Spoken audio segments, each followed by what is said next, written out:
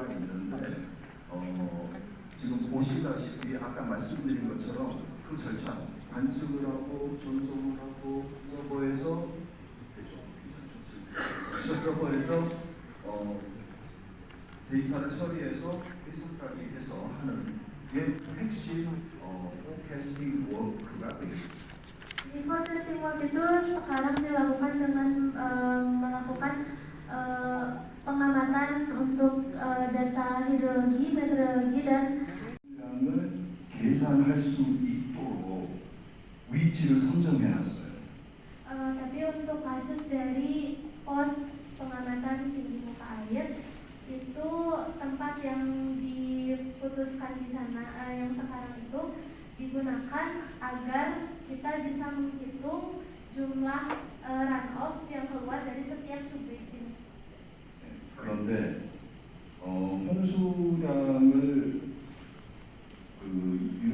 홍수량을 계산하기 위해서 보통은 하류 쪽에 설치를 해놨는데 여기에 수위 관측소를 계속 중류 쪽, 상류 쪽으로 늘려가면 거기에 관측소별 유량들이 나오기 때문에 자연스럽게 홍수가 아닐 때에도 수자원 관리를 할 수가 있게 되겠죠.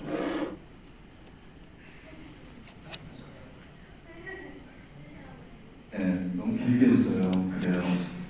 까먹고. 네, 지금은 홍수 유출을 위해서 그 홍수 유출을 가장 잘 계산할 수 있는 지점에 수위 관측소를 설치를 했습니다. Jadi yang paling penting untuk bisa menghitung jumlah debit banjir yang keluar yang paling penting adalah ada diinstal atau dibangunnya pos pengamatan muka air. 그런데 수위 관측소를 계속 중류, 상류 쪽으로 늘려가면 그 관측소들은 홍수 예측에도 사용될 수 있고 물 관리에도 사용될 수 있습니다. Tapi karena sekarang untuk di Indonesia pos pengamatan tinggi muka air itu tidak hanya dibangun di hilir tapi juga ada di hulu dan ada di bagian tengah sungai, maka data yang digunakan itu tentunya bisa digunakan untuk sebagai data untuk menunjukkan sumber daya air. 그래서 홍수 예경보 시설을 만드는 것은 실제로 통합적인 물 관리를 위한 첫 번째 단계라고 생각하시면 됩니다. Jadi pembangunan pos pengamatan untuk forecasting ini tuh bisa digambarkan atau bisa dipikirkan sebagai tahap pertama dari pembangunan pos untuk manajemen sumber daya air. 대답이 되었나요? Apakah sudah menjawab, Pak? 세 번째 질문에 대한 답변은 고 박사님이 해드리겠습니다. Untuk pertanyaan yang ketiga akan dijawab oleh Profesor Pu.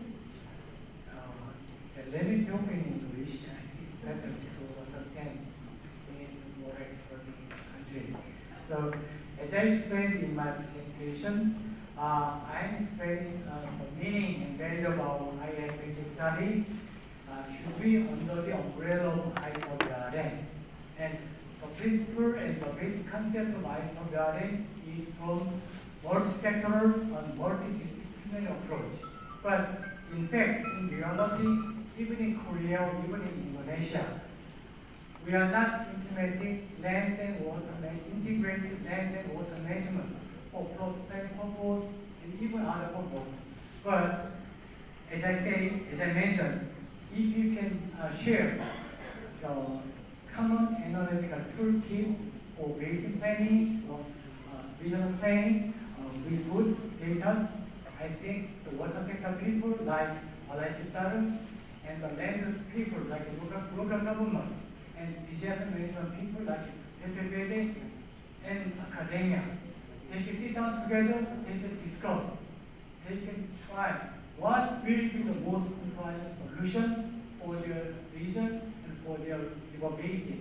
So I know it's not easy, but it must be exciting, very important thing. We should continue our thing. So, Professor Tierko, if you join your National Water Council meeting, you should propagate our effort in digital raising. Terima kasih banyak.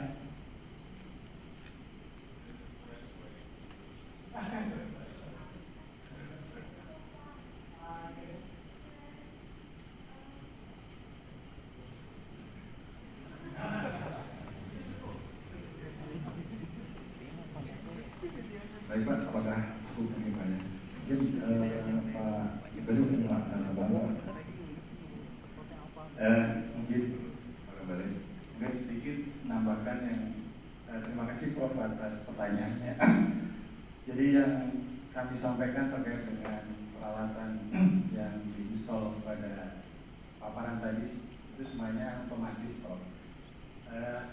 Kami informasikan juga di luar itu kami sebenarnya juga mengembangkan jaringan alat hidrometri juga yang dilakukan oleh Balai melalui dana APBN. Itu terpasang 21 alat Prof. Jadi ada 21 PCH dan 6 PDA.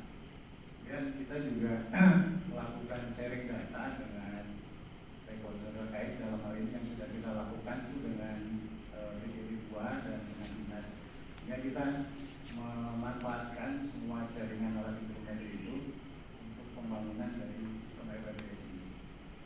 Kemudian yang kedua terkait dengan pertanyaan apakah ini bisa dikembangkan untuk dalam rangka pendayagunaan, saya kira ini sangat memungkinkan dan ini sudah sesuai dengan arahan Pak Direktur Prof waktu kemarin beliau berkunjung di Balai, di kantor Balai, bahwa ke depan memang diharapkan ini juga bisa dikembangkan terkait dengan untuk alokasi air dan neraca air, sehingga smart water management system mungkin di Balai, di UBS mungkin ke depan mudah-mudahan bisa terwujud.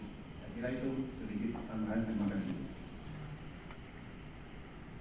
Baik, terima kasih atas jawabannya dari para narasumber. Terus selanjutnya kita kasih pertanyaan lagi. Maka kepada Bapak yang ingin bertanya, mungkin Pak Dirpan dan Pak Ali dulu ya.